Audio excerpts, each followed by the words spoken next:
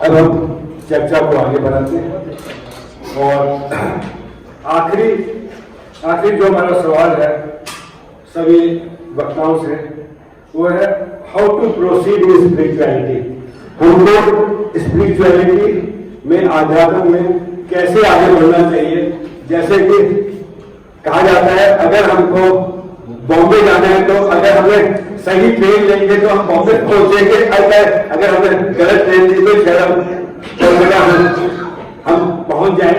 तो ये सवाल है सभी वक्ताओं से कि हाउ डू वी प्रोसीड, हमें आध्यात्म कैसे जाते हैं। 2-3 मिनट में हर कोई अपना अपना दृष्टिकोण दे। समय बहुत ही कम है, 3 मिनट, ये तो 1 घंटे का टॉपिक है। हम सब लोग जो है मटेरियल की वॉल्स के अंदर एक किस्म का इम्प्रिजनमेंट हुई है।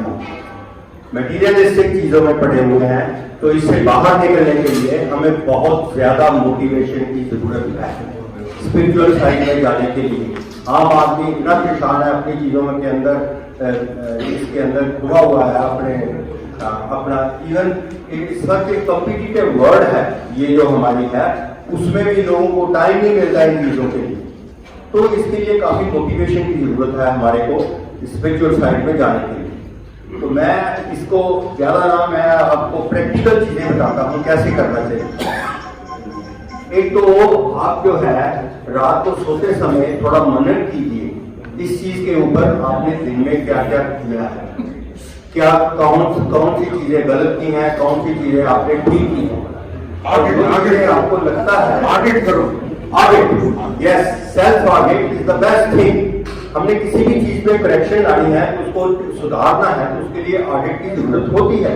तो इसलिए सेल्फ एनालिसिस करो, सेल्फ ऑडिट करो रात को, और नेक्स्ट और ये प्रण करो कि जो चीजें आपने गलत की हैं वो दोबारा दोहराओगे नहीं उन चीजों को। रात को सोने से पहले ईश्वर को याद करो। दिन में इतनी अच्छी अच्छी चीजें हुई हैं आपके साथ, तो ईश्वर का धन्यवाद करो। फिर जो काम आपकी मर्जी के हिसाब से नहीं हुए, तो ये सोच के चलो कि आप आगे से बेहतर बने हो, आपको और एक्सपीरियंस हुआ है कि आगे से उन कामों को, ये मुश्किलें आई हैं हमारे इस काम के अंदर, इसलिए ये काम नहीं हुआ। ये सोच के चलो कि सारा काम आपके कंट्रोल में नहीं है, हर चीज आपके कंट्रोल में नहीं है, तो कोई ऐसी चीजें भी हैं ईश्वर के हाथ में। समय का ध्यान रखते हुए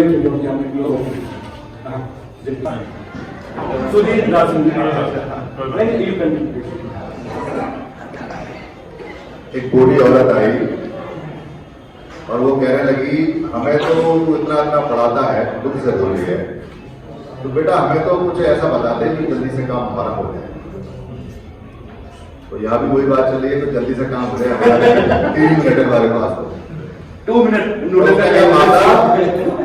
सारे बुरे काम छोड़ दे और सारे अच्छे काम बढ़ा दे और कर, और जो पुराने जितने बुरे काम है उनको निकाल। तेरा अर्जन हो जाएगा, तेरा अर्जन हो जाएगा, तो शुद्ध हो जाएगी, मुक्त हो जाएगी। इसी बात को, छोटी सी बात को 45 साल तक बढ़ाता है, तो जो उसका राइट हैंड है सारी पुत्र, उसको कहता है कि इसको करने का प्रोसीजर बहुत बुद्धिमान व्यक्ति सीख सकता है, सारी तुम तेरे में वो गुण है। तो अभिनव पीटक बताता है, अभिनव पीटक is the whole science of artificial intelligence. जितना भी मशीन या जितने रोबोट या जितना भी सॉफ्टवेयर बनता है, वो सारा सॉफ्टवेयर आर्टिफिशियल इंटेलिजेंस के ऊपर बनता है। कैसे एक ह्यूमन बिहेव होता है और कैसे एक मशीन बिहेव करती है, दोनों में सिमिलरिटी है, और कैसे उसका हार्डवेयर और कैसे जो शरीर है काम करता है, वो दोनों कैसे इंटरेक्ट है, कैसे आपस में एक दूसरे को काम करते हैं, कैसे बीमार करते हैं, वो सारी साइंस अभिनव में है, मगर उसको समझने के लिए बनता चाहिए। और एक सिंगल शब्द परलोक का नहीं है, लोक का है। लोक का मतलब शरीर का है, और परलोक का मतलब लोक से परे यानी शरीर से परे नहीं है। पूरे के पूरे 84,000 जो उसने शुद्ध दिए और पूरे 45 साल में कहीं किसी के ऊपर ना मर्सी है, ना दया है, ना कोई काल्पनिक शब्द है, टोटल साइंस है, और टोटल साइंस को बताता है और सिद्ध करता है। मैंने प्रूव किया, इसलिए मैं बहुत अच्छे शब्दों में बता सकता हूं। 3 मिनट पूरे नहीं हुए तो मैं आपको बैक दे देता हूं। चलिए धन्यवाद। थोड़ी कोशिश है कि जो पॉइंट बोले, शास्त्रों ने 4 मुख्य मार्ग बताए हैं अध्यात्म में बढ़ने के। भक्ति, कर्म, भक्ति योग, कर्मयोग, राजयोग का मतलब ध्यान समाधि वाला योग जो पतंजलि का है, और चौथा है ज्ञान मार्ग। इस मनुष्य यंत्र को ज्ञान मार्ग सबसे ज्यादा आया है, क्योंकि इसके अंदर में जो रास्ता है, क्योंकि अद्वैत फिलॉसफी को रिजल्ट कर रहा हूँ, ये ज्ञान मार्ग का रास्ता है। इसके अंदर ना तो कोई लंबी साधना की जरूरत है 20-25 साल तक, ना ही किसी की भक्ति की सेवा की बहुत ज्यादा जरूरत है, और ना ही अपने घर परिवार की जिम्मेदारी को छोड़ने की जरूरत है। केवल समझना है, जानना है, और वो जानना ऐसा है, एक झटके में भी हो सकता है और थोड़ा टाइम लग के भी हो सकता है। आत्म ज्ञान की जानकारी थोड़ा सा लॉजिकल माइंड को शांत करके सोचे तो बहुत इजी पॉसिबल है। तो जानना सिर्फ और बाहर की चीज को नहीं, कॉम्प्लिकेटेड चीज को नहीं, अपने आप को जानना है, और वो जानना ही वो ज्ञान है जिससे सारा बदलाव हमारे जीवन में हो जाता है। क्योंकि अपने असली उस स्वरूप को जान लिया जो कि हम खुद हैं, और वो स्वरूप ही सच्चित आनंद है। हम आनंद को जान लेते, हम खुद को जान लेते हैं कि हम आनंद है, तो आनंद हो जाते हैं, तो हमारे स्वभाव में सारा बदलाव स्वाभाविक हो जाता है। ना ही इसके अंदर हमें नियम और अपने पहले आत्मा को सुधारना, सही मार्ग पे चलना, वो करना है, फिर हमें परमात्मा मिलेगा। पहले हमें सीधा ही हम ज्ञान से अपने को जानेंगे और अध्यात्म की चरमसीमा आत्म ज्ञान को पाएंगे। ये रास्ता आत्म ज्ञान का मैं सुझाव देता हूँ। आत्मज्ञान के लिए जैसा एक मेरे अभी भाई ने प्रश्न भी पूछा था कि हम लोग बहुत सारे गुरुओं को पास जाते हैं कि हमें शांति मिल जाए, वहाँ से शांति मिल जाए, पर अंतर तो गत्वा जिनके लिए शांति के पास जाते हैं वो जेल में पड़े हुए होते हैं। तो हमें अपनी महर्षि दयानंद कहते हैं पहले जानो फिर मानो। जीवन में आप किसका अनुसरण कर रहे हैं उसके बारे में पूर्ण रूप में ज्ञान आपको होना चाहिए। लेकिन हम आज की पद्धति ऐसी हो गई, बस जहाँ लाइन देखते ना लाइन में खड़े हो जाते हैं। हमें लाइन में नहीं खड़े होना है। हमें परमपिता परमात्मा ने मस्तिष्क दिया, उस मस्तिष्क का उपयोग करते हुए हमें अपने मार्ग को चुनना है कि कौन व्यक्ति हमें श्रेष्ठ मार्ग पर ले जा सकता है। वहाँ अपने अहम को हमें निकाल देना है दिल के सामने। एक छोटा सा उदाहरण दे रही हूँ इसी पे याद पॉइंट पर कि जब स्वामी दयानंद जी जाते हैं विजयानंद जी के पास शिक्षा लेने, तो अंदर से विजयानंद पूछते हैं कि कौन है, तो ऋषि दयानंद और कोई होता तो अपना लंबा चौड़ा परिचय देने लग जाता, पर ऋषिवर ने यही कहा कि गुरुवर यही तो मैं जानने आया हूँ कि मैं कौन हूँ। जब हम ये जानने के उद्देश्य से गुरु देखेंगे और अपने आध्यात्म की शक्ति को आगे बढ़ाएंगे, हर किसी का अंधाधुंध अनुसरण नहीं करेंगे। जैसा भी कह रहे थे स्पिरिचुअलिटी और धर्म तो संसार में एक ही है, मत मतांतर कितने भी हो सकते हैं, धर्म तो एक ही है। मानव धर्म है कि अपने अपने मानव धर्म का पालन करिए जो प्राचीन काल से चला है। तो आध्यात्म का मानना इसलिए जरूरी है कि हमें श्रेष्ठ पथ पर मिले, और किससे मानना है ये हमें अपनी बुद्धि से सोच के उसका अनुसरण करना है। आंख मीच के यदि भीड़ का हिस्सा बन जाएंगे तो फिर वही होगा कि गर्त में ही जाना पड़ेगा। इसलिए बुद्धि का उपयोग करते हुए अपने आप को अच्छे व्यक्ति के संपर्क में ले जाएं जो आपको श्रेष्ठ रास्ता बता सके, अच्छा रास्ता बता सके। 8 ग्रंथों का आप स्वाध्याय करें और ऋषि मुनियों के पथ पर चलते हुए अपने आप को आगे बढ़ाएंगे तो आपको अवश्य इसमें आत्मिक शांति प्राप्ति होगी, और ये आध्यात्म का सबसे अच्छा आपके लिए रास्ता है। बहुत धन्यवाद। देखिए हम बहुत कुछ सुनते आए हैं ना आज तक। अगर सबसे सरलतम बात बता दूं, जब वननेस की बात कर रहे हैं तो जब मैं किसी को कहता हूं ना, या आप भी कहते हो आई लव यू, तो प्यार करना भी सीखा है कहीं? यू का मतलब परमात्मा, बस इतनी सी बात। जब सबसे प्यार करना सीख लोगे ना, करना शुरू कर दोगे ना, तो अध्यात्म बस शुरू हो जाएगा। स्पिरिचुअलिटी का रास्ता सबसे आसान, सबसे प्यार करना है। तो जो सास बैठी है ना यहाँ कोई, तो अपने बहू से भी प्यार ही करेगी। याद रख लेना। घर में कोई सर्वेंट आ गया ना तो कभी उसको खाना बनाने के लिए हफ्ते में 10 दिन में एक बार कह देना कि आज तू बैठ, मैं खाना बना के तेरे को खिलाऊंगी, कभी उसको भी गले लगा लेना। शुरू हो गई। ये बहुत भी है। कोई दुश्मन कोई ऐसे हो, आज उससे क्षमा मांग लेना। कहते हैं ना फरीदा बुरेरा भला कर, गुस्सा मन ना हटाए। गुस्सा किस लिए? फरीद जी कहते हैं बुरे का भी भला कर, हम तो भले का भी भला नहीं करते। स्पिरिचुअलिटी शुरू हो गई। गुरु गोविंद सिंह महाराज साहब कहते हैं साच कहो सुन ले हो सब है, जिन प्रेम कियो तिन ही प्रभ पाए। जिन प्रेम कियो, जिन प्रेम कियो, सबसे प्यार करना, सबसे प्यार करना है।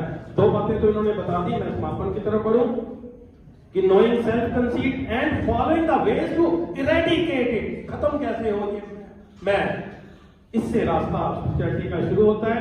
दूसरा, purifying our mind, particularly getting rid of anger, lust, desires, ego, etc. And ego, of course, is the way to follow the spirituality. Third, through prayer to the unknown, unseen, invisible, inaccessible, and yet prevailing everywhere and all powerful, means the omnipresent and omnipotent. उसके आगे प्रार्थना कर लेना। अगर आपसे कुछ नहीं हो रहा तो घर में बैठे प्रार्थना ही कर लेना, वो सुन रहा है, सुन रहा है। बस शुरू हो गई स्पिरिचुअलिटी, प्रार्थना कर लेना। और फिर कहते हैं through the complete surrender to the Lord का, कंप्लीट सरेंडर, बस स्पिरिचुअलिटी शुरू हो गई। और फिर by developing qualities every day and diminishing all that what you call that the sinful life, spirituality शुरू हो गई। and last but not the least, और कहते हैं unqualified acceptance, याद रखना, unqualified acceptance to our life on as is where is basis। जैसे आप हो, जहां आप हो, जैसे भी हो, उसको एक्सेप्ट कर लेना gladly on as is where is basis। बात समझ लो, स्पिरिचुअलिटी शुरू होगी। Considering it as will of God, as will of God. Thank you. I completely I completely share and echo the ideas that have been shared by Gandhi sahib. मोटी बात वापस, आध्यात्मिक उन्नति या आध्यात्मिक प्रगति चलने का मार्ग है, चर्चा का मार्ग नहीं, कथनी का नहीं, करनी का मार्ग है। इसके लिए दो प्रमुख साधन, जैसे एक जीव है, एक पक्षी है, उड़ रहा है, उसको दो पंख चाहिए ऊंचा उड़ने के लिए, दूर तक जाने के लिए। हमारी आध्यात्मिक प्रगति के दो मुख्य साधन हैं, पहला निष्काम सेवा और दूसरा नियम पूर्वक अधिक से अधिक नाम सिमरण। इन दो के बारे में थोड़ा थोड़ा एक लाइन में हम बात करते हैं। निष्काम सेवा यानी फल की इच्छा से रहित और सेवा के अहंकार से रहित की गई सेवा, अपने सुख दूसरों के सेवा में अर्पण करना, मन से निष्काम भाव से सेवा करना। और दूसरी बात सत्सिमरण, नियम अनुसार समय के साथ सत्सिमरण यानी परमात्मा, सत मतलब परमात्मा, तो परमात्मा को जितना ज्यादा से ज्यादा हो सके, आटा गूंथते समय, ऐसा he said for my mother, सब्जी काटते समय, कपड़े धोते समय, किचन में पर्टिकुलरली जब है, क्योंकि वो सारी आपकी हमारी भावनाएं नेक्स्ट खाने वालों में जाती है, उसके समय में बड़ा ख्याल रखना जरूरी है। तो सत्सिमरण एकांत में भी हो सकता है, चलते फिरते भी हो सकता है, मन में परमात्मा, जैसे कबीर साहब का एक था, हाथ कारवल दिल यारवर। तो यदि हम उस परिस्थिति से अपने आप को चलाते हैं तो 24 घंटे का हमारा सत्सिमरण चल सकता है। हाँ, इसके साथ में तीन और चीजें आवश्यक हैं। पहली चीज है सादगी, जो एक प्रमुख नियम है हमारे आध्यात्मिक उन्नति का, क्योंकि जैसे हैं जहां हैं वो बिल्कुल ठीक, लेकिन उसके साथ एक दो चीजें और जुड़ी हुई हैं, माफ कीजिएगा, वो है सादगी। अपने जीवन में सादगी लिबास की, शरीर को बचाने के लिए, केवल उसका तड़क भड़क से, दिखावे से संबंध नहीं है। सादगी आहार की, क्योंकि जितना अच्छा आहार होगा उतने ही हमारे अच्छे विचार होंगे। जैसा खाएंगे अन्न वैसा बनेगा मन। भक्षा भक्ष को छोड़ करके, मीठा मीठा ज्यादा उसको छोड़ करके यदि हम सादा। और तीसरी मोस्ट इंपॉर्टेंट चीज है विचारों की सादगी। जैसे हैं वैसे ही सामने अपने आप को प्रेजेंट करें, दिखावा ना हो उसमें। धीरे धीरे धीरे we rightly heard as I said I को हमारे जीवन में अध्यात्म उतरना शुरू हो जाएगा अपने आप। उसके आगे है सादगी के अलावा सत्संग। सत्संग इसलिए कि जो भी हमारे विचार आज जब हम जहाँ बैठे हैं, दिस इज ए सत्संग। हम केवल एक परमात्मा के रास्ते पर चलने की चर्चा कर रहे हैं, इधर उधर की बातों में नहीं जा रहे। ये सत्संग है। सत का संग का मतलब ही है परमात्मा का संग। एज आई सेड बिफोर, सत मीन्स परमात्मा। सो हमारा हर कर्म, इसको सिर्फ छोटी सी 2 लाइनों में अगर डिवाइड करेंगे, हर वो कर्म जो मुझे परमात्मा की ओर ले जा रहा है वो सत्कर्म है, और वो मेरे आध्यात्म मार्ग में उन्नति दे रहा है। हर वो कर्म जो मुझे परमात्मा से दूर कर रहा है, उसकी डिस्टिंक्शन मुझे करने की जरूरत नहीं। हर व्यक्ति अपने कर्मों को जानता है। वो हमें परमात्मा से दूर ले जा रहा है, और जितनी दूरी होगी उतना 84 लाख का चक्कर खड़ा हुआ है। इसलिए जहां हैं, जैसे हैं, वहां से ये जीवन में हम अपनाना शुरू कर दें। सादगी, सत्य, सेवा, सत्संग, सत्सिमरन, 5 आध्यात्मिक पंचशील के नियम। आध्यात्म हमारे सामने खड़ा है। आप बाएं खोले कि आइए, मैं आपको गले लगाना चाहता हूँ। बहुत सुंदर, बहुत बढ़िया। एक बार बोले हम सभी वक्ताओं का जोरदार अभिनंदन करें।